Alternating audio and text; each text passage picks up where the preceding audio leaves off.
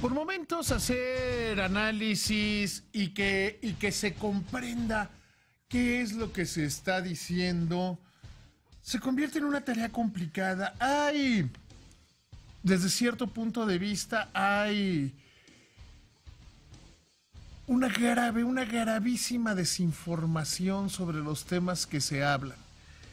Y algo que hace que todavía sea superior, algo que hace todavía superior esta desinformación y dificulta la manera de ingresar a los temas, es la óptica absurda, la óptica ridícula y pasional con la que se ven los temas. Y es en todos los grupos de la sociedad. Quienes no están de acuerdo con que, o no les gustó que López Obrador haya ganado la elección y su grupo lo haya ganado, todo lo ven mal. Hasta lo bueno lo ven malo. Lo ven como si fuera un acto de ganamos y perdimos. Lo ven como si fuera un acto de... A veces pienso que la gente se comporta como fanáticos de los equipos de fútbol. Y lo digo seriamente, yo no entiendo cómo puede, bueno, sí lo entiendo, pero no me parece algo congruente, cómo los aficionados a los equipos de fútbol se pueden agarrar a golpes cuando la mayoría de los jugadores cuando termina el partido se abrazan y son amigos. O cómo la gente se puede apasionar por las luchas o cosas así. Mi papá contaba una anécdota que una vez vio una lucha terrible en Chiapas y que él estaba muy espantado y decía, no, seguramente estos se odian, porque además uno de los luchadores le pegaba con el palo de un elote en el ojo al otro. Y dice mi papá que se quedó muy impactado, que él era niño, pero que el día siguiente se encontraron los luchadores con sus familias comiendo juntos. Y así pasa. Y vean cómo los políticos se llevan bien y van tendiendo puentes. Pero hay una visión de que todo está malo. Una de las cosas que más me critican, que no tendría ningún sentido en el pleno siglo XXI, en un mundo donde se supone que avanzamos hacia la tolerancia, me critican que esté tatuado. Y usan adjetivos como que parezco pizarrón, Mara Salvatrucha, carne de presidio, que solo los delincuentes se tatúan. Pero si las hijas del presidente Peña se tatúan, se convierte en un acto lujoso, suntuario,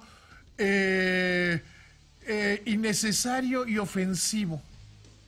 Realmente una muchacha como Sofía Castro tiene que ofrecer disculpas porque tomó la decisión de tatuarse y que se ve como ofensivo.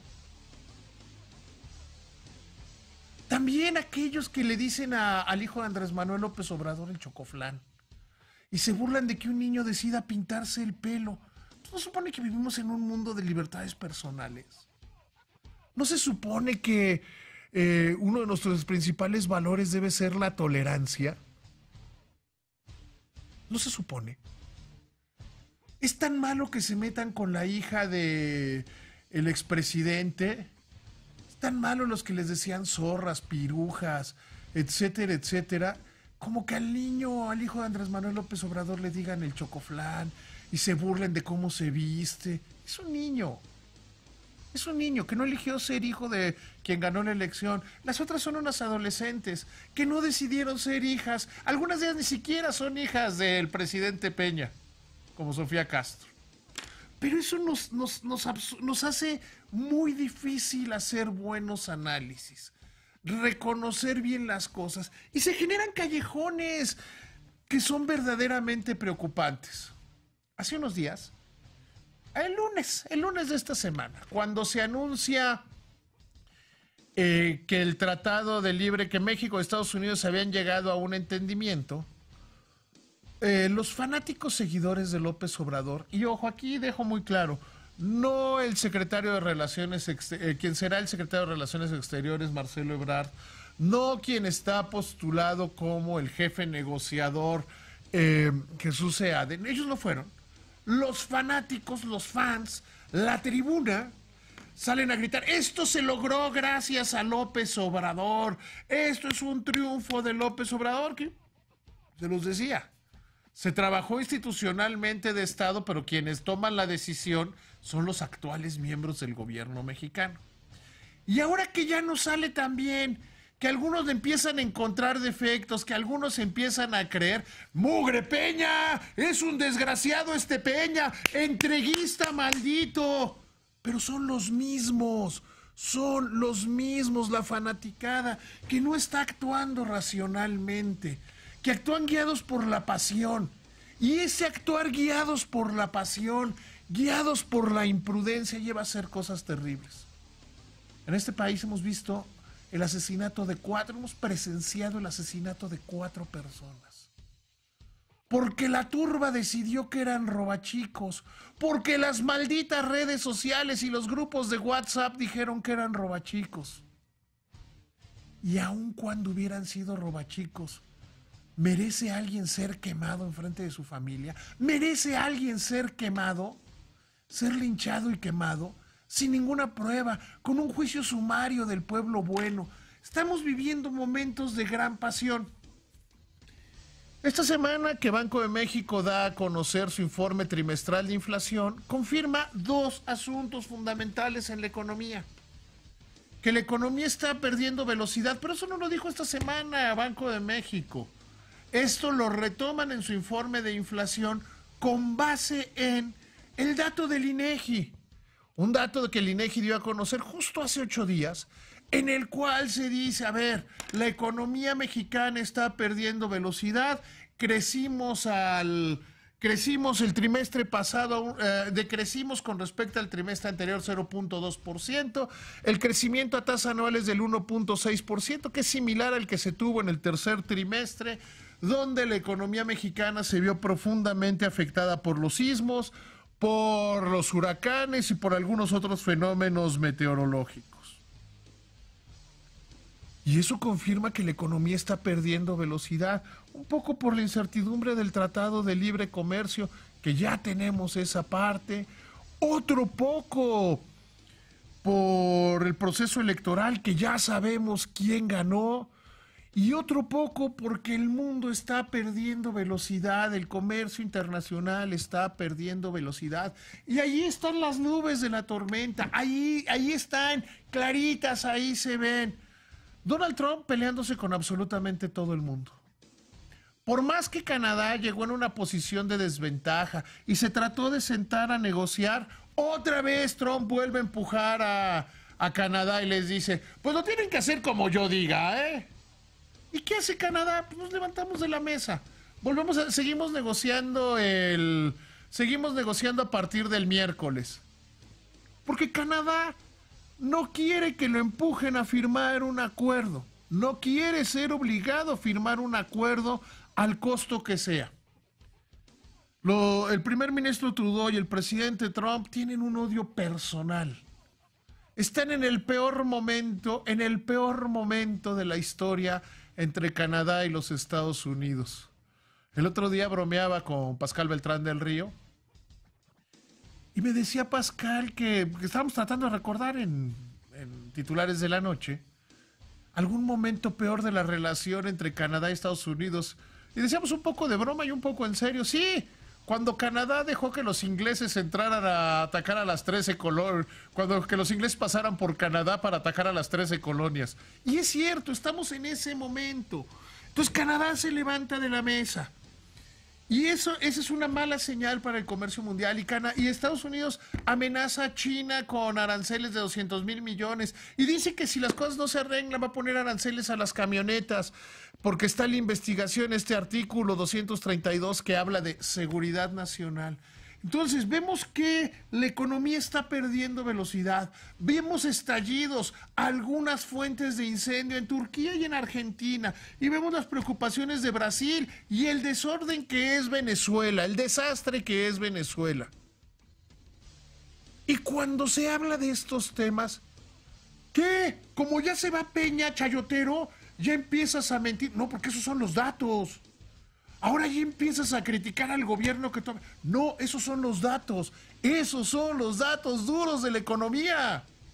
La economía está perdiendo velocidad. No es un artículo de fe. No es de decir cuando no te guste el dato, tendrías que salir a la calle.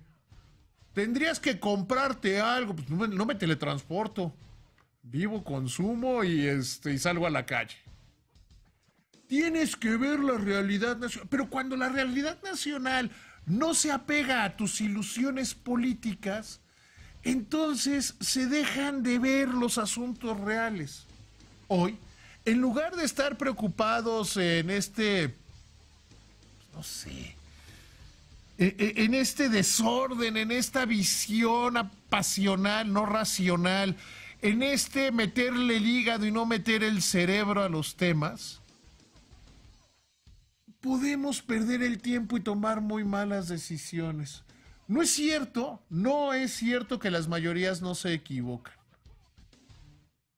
Ahí vemos 2 personas linchadas porque la mayoría decidió que eran 4 personas linchados, 4 personas asesinadas, 4 personas quemadas de una manera salvaje porque se equivocó alguien. Porque las benditas redes sociales se equivocaron. Tienen poder para el bien y poder para el mal. Y deberíamos estar preguntándonos, oigan, más allá de la fe, más allá del odio o el amor, ¿cómo vamos a enfrentar esto? El hecho es, la economía mundial está perdiendo velocidad, sí. ¿Cómo se va a enfrentar? ¿Qué decisiones se van a tomar? ¿El Tratado de Libre Comercio es un paso en el sentido correcto? Sí, pero nos tenemos que diversificar más. Sí, pero tenemos que apuntar hacia otros lados y cerrar la economía sería cometer un error.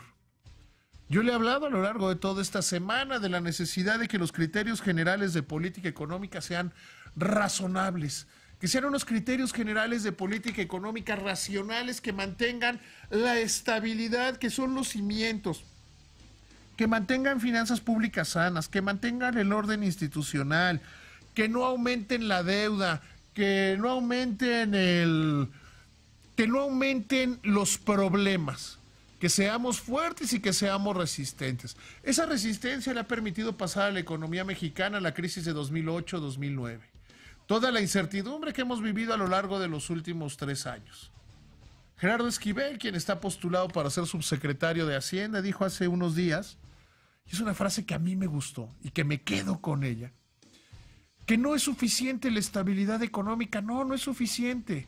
Yo he dicho a lo largo de los años que crecer al 2% y que tener estabilidad es como no perder partidos. Es como que no te metan goles. Sí, pero para ser campeón necesitas meter goles. Que no te metan goles y tú meter goles. Que la diferencia entre los goles que te anotan y anotan sea superior. Pero cualquiera que sabe de deporte sabe que lo primero es la defensa. La defensa hoy la tenemos bien. Podemos trabajar en la ofensiva. Tenemos un panorama internacional complejo, sí, pero tenemos una gran fortaleza en las finanzas públicas. Verlo desde el lado del miedo y distribuir una supuesta reforma fiscal que plantearía hacer el gobierno de López Obrador es una equivocación. Hoy no hay ninguna señal de que caminarían en ese sentido, no hay ninguna señal seria. Está la especulación, están las benditas redes sociales. Hoy debemos apegarnos a lo que sí tenemos, a lo que sí vemos. Una inflación que está tardando más en bajar de lo que debería, sí. Que la inflación el único que la puede enfrentar, del único que la puede enfrentar es el Banco Central y hay que dejarlo operar. Tenemos grandes retos, sí, pero todo el mundo sabe que si en términos, déjame usar el ejemplo del soccer, todo el mundo sabe que si con tal de meter goles uno descuida la defensa, termina perdiendo los partidos. Y los contragolpes en la economía internacional vienen desde lugares como los berrinches permanentes de Donald Trump, las irresponsabilidades. Pero para poder entender, para poder planear bien qué es lo que está sucediendo, es necesario, es indispensable y es fundamental desde cualquier punto de vista quitarle la pasión. Somos un país de 125 millones de habitantes, que todos debemos caer, que la suma de la mayoría, que el esfuerzo de los que somos debe ser mucho más importante, mucho más eficaz y mucho más eficiente. Bájele a la pasión, bájele al odio, bájele al rencor, bájele. Porque tenemos muchas cosas que hacer y ahí sí, parafraseando aquella de que es poco el amor y desperdiciarlo en celos, es mucho lo que hay que hacer para desperdiciarlo en rencores. Esta es mi palabra y es en firme. H